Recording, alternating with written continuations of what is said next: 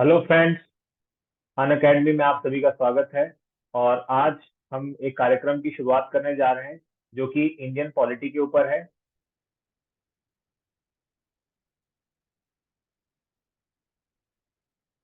Friends, इसमें हम UPSC civil सेवा परीक्षा में आने वाले जो पॉलिटी के प्रीलिम्स के क्वेश्चंस है उसकी प्रिपरेशन हम इसमें करेंगे। तो फ्रेंड्स, प्रोग्राम को आगे बढ़ाने से पहले थोड़ा सा आप मेरे बारे में जान जाइए। तो जैसा कि यहाँ पे आप देख पा रहे हैं, मेरा नाम रोहित तिवारी है। मैंने बी इलेक्ट्रॉनिक्स और एमए पॉलिटिकल साइंस किया हुआ है। इसके अलावा मैंने यूपीएससी सीडीएस की परीक्षा पास की है, एफकैट टीजीसी आईएम में। और इसके साथ साथ मुझे यूपीएससी सीएसई मेंस 2017 और 2018 में अपियर होने का मौका मिला है। और इसके साथ साथ मैंने पॉलिटिकल साइंस से यूजीसी नेट 2018, 21 और 22 को भी सफलतापूर्वक पास किया है। मैं आपको बता दूं, पिछले 5 सालों से मैं यूपीएससी और जनरल स्टडीज की प्रिपरेशन करा रहा हूँ, उसकी कोचिंग दे रहा हूँ। और मेरे जो बेसिक जो सब्जेक्ट हैं जिनको मैं पढ़ाता हूँ वह है polity, modern history, Indian economy और ऑप्शनल के लिए पॉलिटिकल साइंस भी मैं पढ़ाता हूँ। तो फ्रेंड्स, ये मेरा ब्रीफ बैकग्राउंड है। और आप लोगों को मैं बता दूं फ्रेंड्स, मेरा प्रोमो कोड है आरटी लाइफ। अगर आप मेरे इस प्रोमो कोड का इस्तेमाल करते हैं अन अकेडमी के किसी भी प्रोग्राम को खरीदने के लिए, तो फ्रेंड्स आप लोगों को बहुत ल्यूक्रेटिव ऑफर्स मिलेंगे। और साथ साथ हर टाइप के प्रोग्राम में आपको 10 से 30% तक का डिस्काउंट मिलेगा फ्रेंड्स। तो फ्रेंड, जैसा कि मैंने बताया कि हम लोग इंडियन पॉलिटी पढ़ने वाले हैं। और इंडियन पॉलिटी आप लोगों को सबको पता है कि ये सबसे इंपॉर्टेंट सब्जेक्टों में से एक है और क्लासिकल सब्जेक्ट है। और इसमें प्रीलिम्स को पास करने के लिए, सिविल सर्विस के प्रीलिम्स को पास करने के लिए पॉलिटी के सवालों को हमको सही करना बहुत आवश्यक होता है। और हम ये देखेंगे कि पॉलिटी के सवाल सही किए भी जा सकते हैं अगर हम उसको सिस्टमैटिक और साइंटिफिक ढंग से भी prepare it in a systematic and scientific manner. अब हमारे सामने ये प्रश्न उठता है मित्रों कि हमें पॉलिटी पढ़ना क्यों चाहिए। तो किसी भी सब्जेक्ट को पढ़ने के लिए हमें उसकी इंपॉर्टेंस को जानना जरूरी है कि वो कितना इम्पोर्टेंट है। अब फ्रेंड्स, उसकी इंपॉर्टेंस हमको पता कैसे चलेगी? तो फ्रेंड्स, उसकी इंपॉर्टेंस पता चलने के लिए हमको ये देखना पड़ेगा कि सिविल सर्विस एग्जाम में उसका क्या रिकॉर्ड रहा है। तो अगर हम देखें तो 2013 में फ्रेंड्स 18 क्वेश्चन आए हैं, 2014 में 11 क्वेश्चन आए हैं, 15 में 12, 16 में थोड़ा सा गिरावट हमको देखने को मिलती है, बट 16 जो है करंट अफेयर्स बहुत डोमिनेटेड था। बट उसके बाद देखें तो कंसिस्टेंटली 2017 में 22 क्वेश्चन, 18 में 23, 19 में 15, 20 में 15, 21 में 18 और 22 में यानी 2022 में 10 क्वेश्चन आए हैं। तो अगर हम ये देखें तो एनुअल एवरेज अगर होता है, तो अगर हम इसका हर साल का एवरेज निकालें तो पर हर साल 14 क्वेश्चन आते हैं। और जैसा कि हम लोग को पता है कि किसी भी कैटेगरी में अगर सिविल सर्विस का प्री हम देखेंगे तो उसको पास करने के लिए हमको 90+ मार्क्स लाने होते हैं, मिनिमम 90। और 90 सवाल सही, 90 मार्क्स लाने के लिए हमको कितने सवाल सही करने पड़ेंगे मित्रों? 45, यानी कि 45। We are required to mark 45 question correctly in our OMR sheet. अब इस 45 में अगर हम 14 को अगर हम देखें तो किसी भी हालत में अगर हम अच्छी प्रैक्टिस करते हैं तो फ्रेंड्स हमारे 12 नंबर, 12 से 14 नंबर के बीच में आते हैं। तो आप देखें कि बस फिर हमको क्या रह जाता है, अदर सब्जेक्ट से लगभग केवल और केवल 30+ क्वेश्चन और सॉल्व करने होते हैं और हमारा प्रीलिम्स निकल जाता है। अब फ्रेंड्स, जैसा कि मैं आपको बताया कि मैं पिछले 5 सालों से पॉलिटी और अन्य जनरल स्टडीज के सब्जेक्ट पढ़ा रहा हूँ, तो मैंने एक साइंटिफिक प्लान डेवलप किया है जिसको कहता हूं मैं 100 आवर्स प्लान। और हम ये जानते हैं कि टाइम क्या है? Time is money. और हम ये देखेंगे कि 22 का प्रीलिम्स अभी भी आ रहा है, मुश्किल से 4 महीने भी बचे हुए हैं। तो अगर हम पॉलिटी का अगर रिवीजन करना चाहते हैं तो मेरे वीडियो के माध्यम से इसको कम से कम समय में 100 आवर्स में बहुत इफेक्टिवली और स्ट्रिक्टली प्री ओरिएंटेड, हम बिल्कुल डाइग्रेस नहीं करेंगे और केवल केवल वही पढ़ेंगे जो प्रीलिम्स में पूछा जाएगा। और डेफिनेटली ये जो फैक्ट्स हैं आपके मेंस एग्जाम में भी काम करेंगे। तो फ्रेंड्स, अगली स्लाइड में हम देखते हैं कि मैंने अपने प्रोग्राम को कैसे डिवाइड किया हुआ है। तो देखिए, सबसे पहला हम देखेंगे, पहला हम इंट्रोडक्शन देखेंगे। और उसके बाद आप ये देख पा रहे हैं कि यहाँ पे fundamental right, directive principle, central government, parliament और जुडिशरी है। तो आपने हमेशा देखा होगा कि लोग शुरुआत करते हैं हिस्टोरिकल बैकग्राउंड, हिस्टोरिकल बैकग्राउंड से। बट फ्रेंड्स, मैं आपको ये बताना चाहूंगा कि मैं जो है फंडामेंटल राइट से स्टार्ट करता हूं, क्योंकि डॉक्टर बी आर अम्बेडकर के हिसाब से अगर हम कहें तो हमारे कॉन्स्टिट्यूशन की आत्मा क्या है? Fundamental right.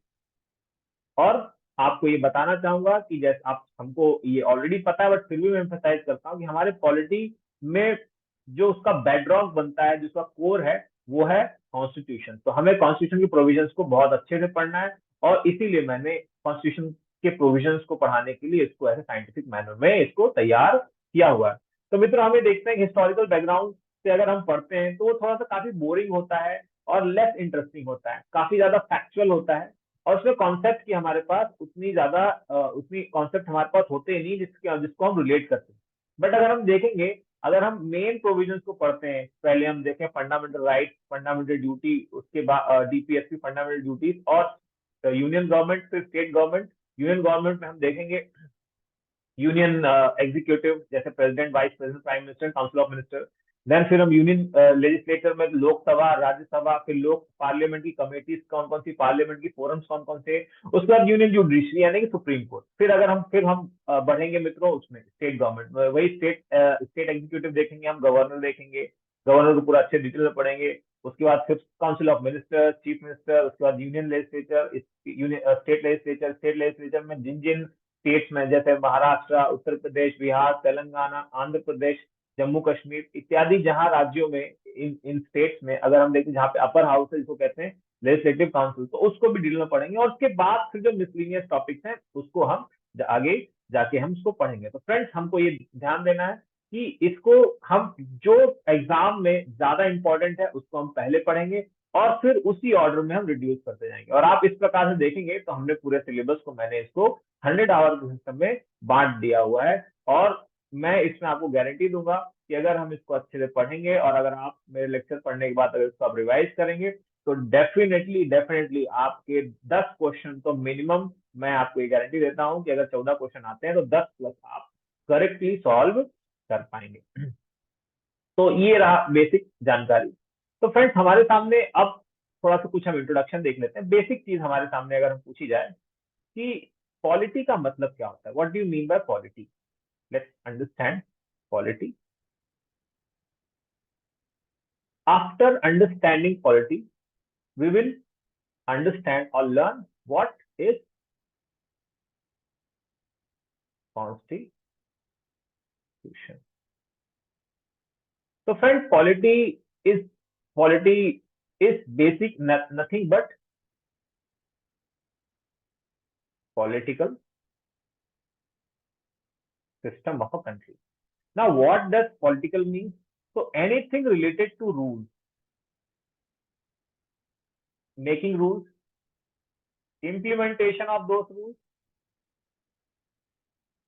and modern concept. If you have any problem with the implementation of rules, there shall be a body which should adjudicate on this rule. तो रूल्स बनाने के लिए, रूल्स बनाती है पार्लियामेंट, उसको एग्जीक्यूट, उसको इम्प्लीमेंट कराती है प्रेसिडेंट, एंड सुप्रीम कोर्ट उसे एडजुडिकेट। तो फ्रेंड्स, हमने देखा व्हाट इज पॉलिटी। तो polity is nothing but a political system of a country, in a country. Now, why political system is required? Because see, if we look to the political tradition, what is the primary difference between an human society versus animal society? Now, in human society and animal society, in animal society, there is no guarantee of life, liberty, and property of any particular animal. So it is also known as state of nature. Or to simply understand, we can say that it is a jungle rule.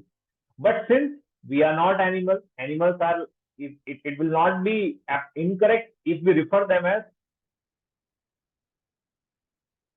uncivilized. But human society, after Neolithic age, we have started civilizing. We are civilized. Now, if we are living in a harmonious and civilized manner, we require certain rules to be followed. Like, for example, if you are traveling in a road, if you are driving in a road, so in India, we are required to always drive on the left side. We should stop at signal. Now, why these rules are made? These rules are made in order to protect our life. If we drive in an unorderly manner, it shall ensue accident. It will create accident, and then your life, the guarantee of the life will be threatened. We have certain rules like we should not steal, we should not fight, we should not do. There are various rules that we are required to follow. So these rules. So that's why now, since we have to differ from state of nature, we don't want jungle rule in our society. Therefore, we have created a political system which makes certain rules, which will ensure that people will live in a civilized manner. It will implement certain, if those rules shall be implemented, and if you have any issue with these rules, they shall be adjudicated. So political system is nothing but parliament, government, and judiciary, executive, legislature, and judiciary. So here, legislature, executive, and judiciary. So friends, in an easy way, we have understood what does the polity means or political system means. Now, next question arises. What is constitution?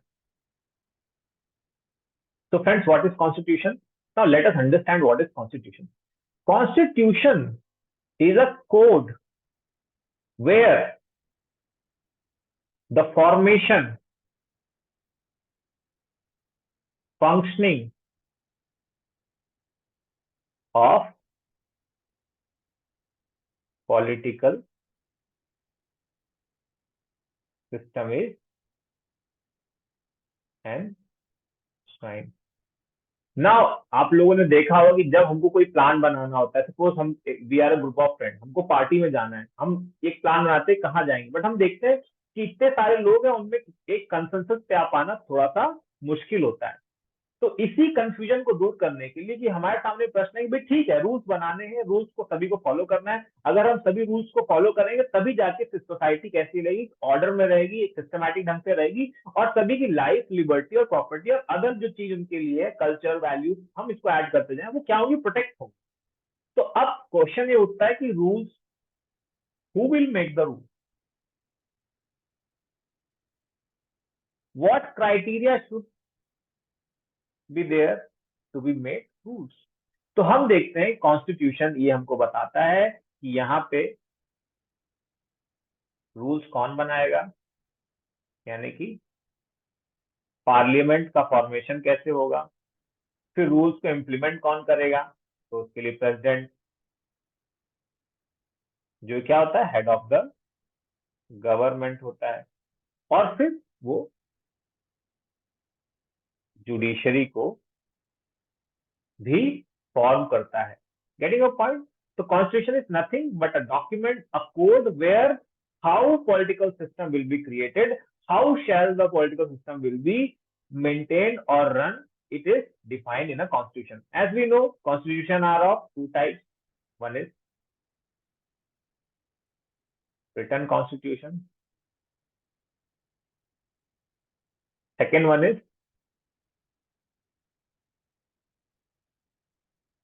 unwritten constitution. तो friends, जैसा कि हम जानते हैं, return का मतलब ये है कि वहां पे कॉन्स्टिट्यूशन है, जो कोड है, जो रूल्स है गवर्नमेंट को बनाने के, पॉलिटिकल सिस्टम को फॉर्म करने के लिए, वो सिस्टमैटिकली ढंग से कॉन्स्टिट्यूशन असेंबली द्वारा लिखे गए. तो जैसे United states of America constitution, हमारा प्यारा इंडिया जो कि दुनिया का सबसे प्यारा देश है, उसका भी कॉन्स्टिट्यूशन अनरिटन कॉन्स्टिट्यूशन. अगर हम कहें तो ब्रिटेन का कॉन्स्टिट्यूशन अनरिटन है. तो फ्रेंड्स हमारे सामने जो फंडामेंटल क्वेश्चन है कि what do you mean by polity, it is clear to us. What do you mean by constitution, it is also clear to us. And we shell